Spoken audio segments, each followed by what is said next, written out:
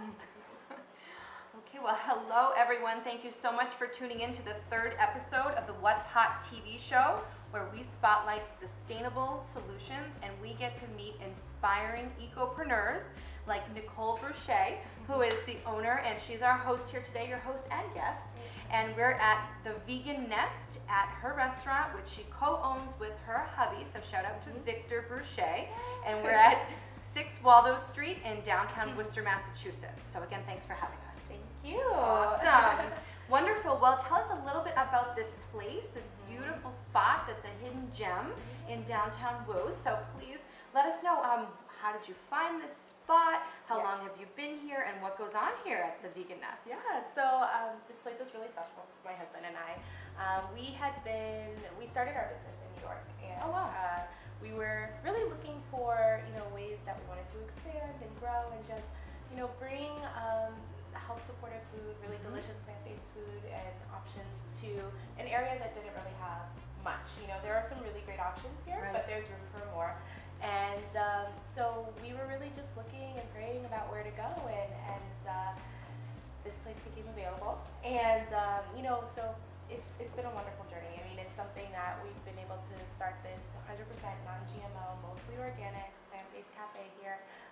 It's my husband and I and our little ones, and it's just very community-driven, very family-focused. Yes, we have a beautiful family. Thank you. And just kudos to you, Mama, from one mama to another, just how you juggle everything. It's not easy, right? You do it, but the fact that you incorporate your little ones, and for those people who will come to the Vegan Nest, I know they're quite the welcoming party, I have to say. Sometimes I wonder if people come for us in the food or for the kids. Well, it's a package deal. It's a team effort for sure. So definitely. Well, thank you for that background and intro. We're going to get to know you a little bit more in our upcoming podcast. People can tune in to learn more about you as an ecopreneur. But I do want to just remind people, especially if they're walking by here, Waldo Street, this is right behind. It's the One Exchange Place, the big brick building people may be familiar with. It's also right behind the Mechanics Hall, which is quite famous and historic in downtown Worcester. So please check it out. I did just learn that in the summertime they're going to be opening up their little sidewalk area for some sidewalk outdoor seating, which is going to be wonderful. So probably, 2 or 3 tables? Yeah, a couple tables. Yeah, wonderful. So we're excited about it. And just those sorts of things. I mean, good for you. You push through. Some of these things aren't easy with, just the processes that you need to go through. So it's really, really exciting. We're happy to be here and learn more about what you do. And we would love to learn about some of the food that you serve. I know some people might be wondering, well, what does it even mean to be vegan? So maybe just tell us just briefly, and we'll go more again in detail in the podcast, but tell us, what does it mean to be vegan? And then we're going to talk a little bit about these beautiful leafy kale greens.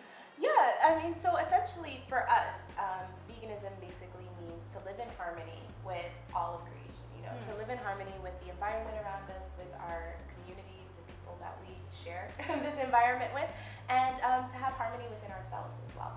And so for us, diet and other lifestyle practices are a huge component of that. Very cool. And just the whole idea of, we wonder, well, how does being vegan, well, first of all, how is that realistic? How can I do that? So we're going to learn a lot from Nicole today about that. In the video today, we're going to be showcasing some of what they do in terms of hands-on stuff. We're going to be looking at the abundance.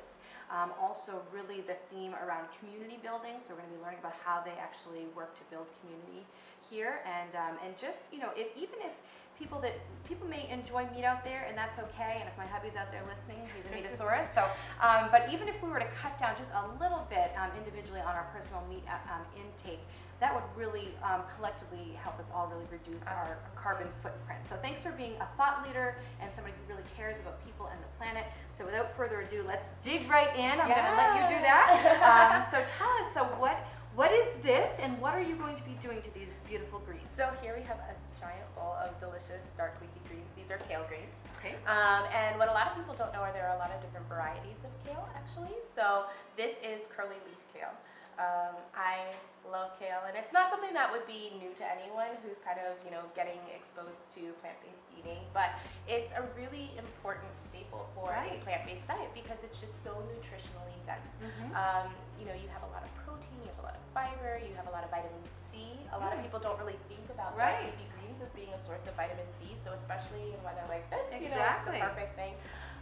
We use it in a lot of different things that we prepare. So we use it in our sandwiches, in our salads, in our soups, in smoothies. It's really versatile. So I'm going to be massaging the kale for you today because it's not something that a lot of people think about when they first buy kale. You pick it up off the shelf, you think, okay, give it a rinse, wash it off, get all the dirt off, and then there you go.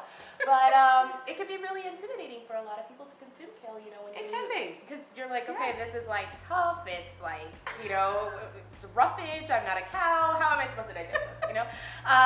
But by doing some simple steps, it makes it a lot more enjoyable, but it actually also has a nutrient, a health supportive element to it as well. So all I do to massage my kale is just add a little bit of oil. You can use any oil that you want. I know a lot of people, tend to stay away from oil, and there's a lot of value to that for a number of different reasons, whether it's weight loss or people are trying to, sort of help a particular illness or disease that they might be experiencing. But in general, I love the use of cold, whole oils. So like avocado oil, walnut oil, pistachio oil, whatever. There's so many different types, but it's really important for brain health as well. So good healthy fats we add to our kale, and then you're just gonna massage it. As you massage the kale, you want it to be nice and relaxed. So sounds good. And it actually can be relaxing for you too. So there's a stress relief element to this as well, right? Just kind of take it out on the day. But as you massage the kale, it turns this beautiful dark green color. So it starts to like glisten and just look really beautiful.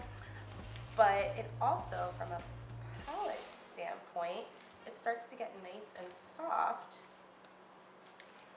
I'll let you hold one, you can see the difference. So there you go. Yes, this feels more edible. Yeah, right? So it's like, you can see like it's a lot more pliable. Definitely. And like, you don't feel like so intimidated chewing it, right? So it makes it a lot easier. So we're just gonna finish massaging this.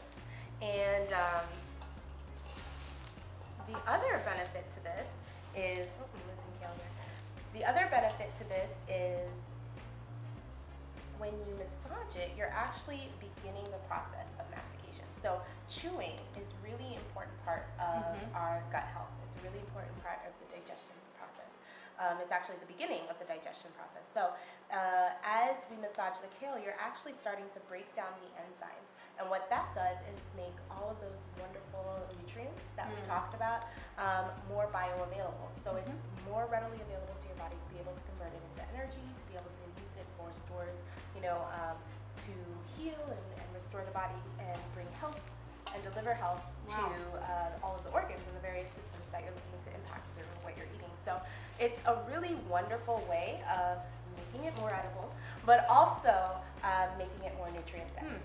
And so that's basically what I'm Very cool. Yeah. And what were you saying to me earlier about something about how it mimics the human bodily, what's in our blood, and so that was really fascinating. If you could just share with our viewers. So plants in general, when you look at this beautiful dark green color that you have in kale, spinach, any green vegetable, or green lettuce or anything along those lines, the thing that makes it so green is the chlorophyll, which is the plant blood, basically. And so what's really interesting is that genetically, plant blood and human blood is identical. So when you talk about blood being the key to vitality, the key to health, and when you look at healthy blood in a human, that's really where you start to see vitality and health in us, right? So as you're consuming these dark leafy greens, it's actually restoring our blood cells as well. So when you look at regeneration, when you're looking at, restoring health to the blood and really like getting good circulation and all of those things, you're looking at dark leafy greens. Wow. Yeah. That is so amazing. It almost sounds miraculous, actually. And I know there's sort of like a bit of a reputation out there for people that are vegan that they're just lacking in all these key nutrients. But it sounds like you just laid out and showed us that actually it's not, only, for example, we don't only find protein or other key nutrients in meats, but in fact in leafy greens. So thank you so much. I know Absolutely. it may not be the first thing people think about, especially on a colder day. Can you tell us a little bit about where you actually source your greens and also your veggies and other ingredients for the restaurant here at the Vegan Nest? Absolutely. So one of the things that we love to do, and one of the things actually when we first started out, so within the first week of moving here, is we spent a lot of time going and visiting other farms. Oh, nice. As far out as Western Mass, but we tried to really look within Central Massachusetts to really get an understanding of our local partners, meaning our farmers, who were spending so much time and energy investing in these resources. And one of them actually shared with us, let us be local. And so we connected with Lynn, who is I think she calls herself the Chief Lettuce Officer. Shout out to Lynn. And so we connected with Lynn, and so we use her as much as possible. We are a small restaurant, so we don't need her as often, but we do partner with her and the farms that she partners with to produce to bring in a lot of the produce here. Cool. And then of course during the off season, like now, when there's not as much availability, then we find other sources. But through Lynn and then another farm that we get our sprouts from, which we love microgreens, we love sprouts, is Renaissance Farms in Barrie. Okay. Yeah. Wonderful. Awesome. Well, thank you so much. So I know there's a lot to take in here in the Vegan Nest restaurant. I want us to just touch on the concept of how you guys build community here in this space, and actually like what happens here. I know you have a few regular events that take place in this space. If you can just paint a picture for people. Yes. And maybe invite them actually. Invite them directly. Go ahead. Yeah. So community is a huge part of why we're here, and so it's really important for us to find different ways to meaningfully connect with, I love the way my 5-year-old puts it, our buddies. So all the buddies that are coming in, it's a really important aspect of why we're here. So ways that we do that, we have college nights, collegiate nights, where we get the students in. I think there are like 13 universities within like a 10-mile radius of here, so there's so many students, and a lot of them come in to study, and so we just try to bring them in for good food, good conversation, and then we have game nights, we have special themed dinners. So we do like a lot of different things to just really try to engage people and get them interested and excited about plant-based eating. Well, that's really great. Yeah. Awesome, awesome. All right, so we're going to head behind us here to your beautiful kitchen. So why don't we point out a few things back here. So our mocha herbal coffee is a really great product. So it's made from one ingredient and one ingredient only with no processing. And that ingredient is the copomo seed. Okay. And what's really interesting about it is it's completely agroforestry, completely eco-friendly. We actually, I always say, it's not my husband and I going into the rainforest, but we partner with women-owned cooperatives who live in Nicaragua and Guatemala, and they actually harvest our seeds. So they've built these businesses to support the communities of the villages that live around the perimeter of the rainforest where we're harvesting our seed.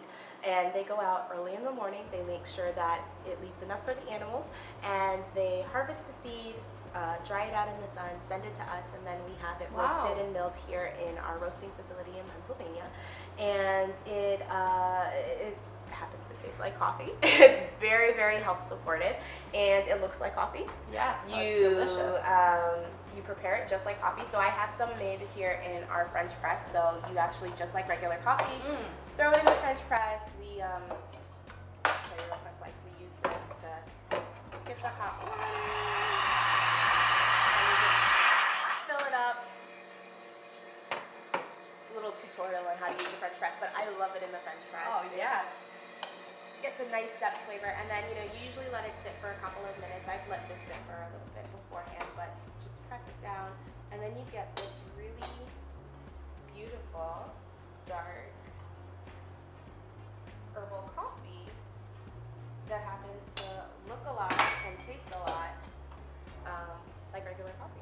Yeah. So. And I know you serve this hot or cold, hot or cold. The season. Yep.